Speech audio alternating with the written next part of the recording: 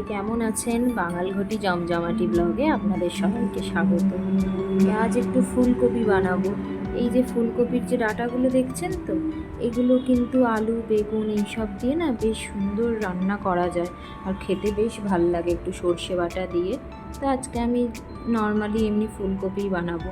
এই ফুলকপিটা বানাতে গিয়ে আজকে আমার একটা কথা মনে পড়ে গেল। আমি অ্যাকচুয়ালি মেসে থাকতাম আমার কলেজ লাইফে। তো ওখানে একবার একটা যে মেসে ছিলাম, ওখানে আমার একজন বন্ধু ছিল, ও আসামিস ছিল। তো একদিন ওর মা এসেছিল আর কি আমাদের মেসে। তো আন্টি এসে ওই ফুলকপি ছিল ওই দিন, যা হয় মেসে ওখানে তো আর সব কিছু আমাদের অ্যাভেলেবেল থাকে না, টুকটাক নর্মাল তেল মশলা এইটুক।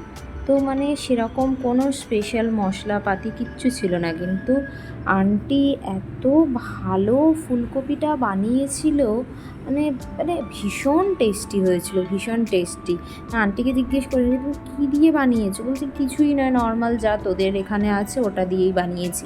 তো কিন্তু কী যে মানে ওরকম ফুলকপি আমি আর সেকেন্ড টাইম কোথাও খাইনি। তো এরকম মানে সে কালকে যেটা বলছিল, মানে এক একজনের না একটা স্পেশালিটি থাকে। আর আমার যেমন আমার সেজো মাইমা আছেন যিনি, তো উনি হচ্ছে যে মানে সেজো মাইমা এত ভালো মাটন বানাতে পারে কি, মানে ওরকম মাটন আবার অন্য মানে মানে আমি কারোর হাতে অমনি মাটন খেয়ে দেখিনি। তো আজকে আমি ফুলকপিটা মানে সেরকম স্পেশাল কিছু না, জাস্ট নর্মাল যা যা হয় ওই ফুলকপি আলু একটু দেবো, আর একটু ওই দই দিয়েছি। দইটা যেহেতু আমি বাড়িতেই পাতি ছেলের জন্য, আর এই দইটা জানেন তো বাচ্চাদের অনেক মায়েরাই আছে বলে যে দই খাওয়ালে বাচ্চাদের ঠান্ডা লাগে, কিন্তু আমি অনেক মানে গুগলেও দেখেছি, বা আমি আমার ছেলে যিনি ডক্টর আছেন ওনাকেও না আমি জিজ্ঞেস করেছিলাম কি বাড়ি মানে এটা আবার টক দই, কিন্তু মিষ্টি দই না। তো টক দই খাওয়ালে কি বাচ্চার কোনো মানে ঠান্ডা লাগার প্রবলেম হবে? তো আমাকে ডাক্তার বলেছিলেন যে খাওয়ার থেকে কোনো দিন ঠান্ডা লাগে না। তো ওই জন্য স্পেশালি টক দই খেলে মানে টক দইটা আমাদের না প্রোবায়োটিক হিসেবে কাজে লাগে, এতে করে বাচ্চাদের ইমিউনি সিস্টেমটাও অনেক বেশি স্ট্রং হয়। তো সেই জন্য আমার ছেলের যখন 10 মাস বয়স তখন থেকে এখনও অবধি মানে শীত গ্রীষ্ম বর্ষা মানে প্রত্যেক দিন আমি ওকে দুপুরে ঘরে পাতা টক দই খাওয়াই। তো এতে কিন্তু কখনো বাচ্চার ঠান্ডা লাগে না।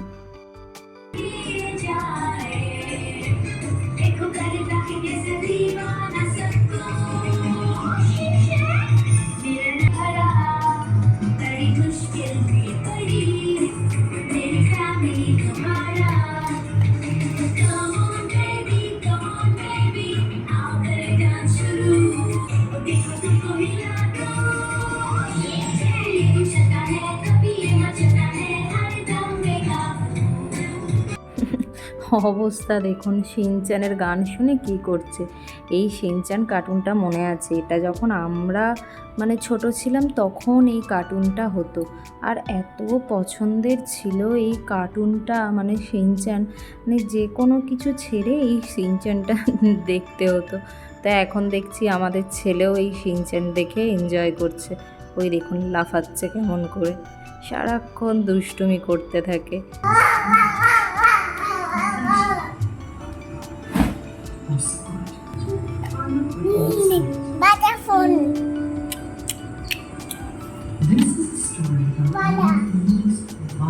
Wow.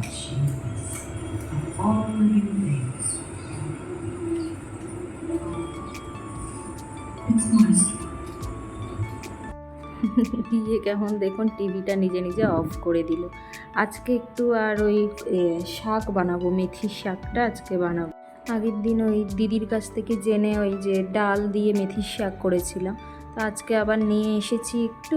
এখানে দেখছি মানে শুধু মেথির শাক নয়, এখানে না মানুষজন বেশ শাক খায়, মানে নানান রকম, মানে আমাদের ওয়েস্ট বেঙ্গলের থেকে বেশি ভ্যারাইটিস অফ শাক না আপনি এখানে পাবেন। মানুষজন এত দেখি শাক খায়, মানে শুধু মানে দোকানই থাকে যেখানে শুধুমাত্রই শাক পাওয়া যায়।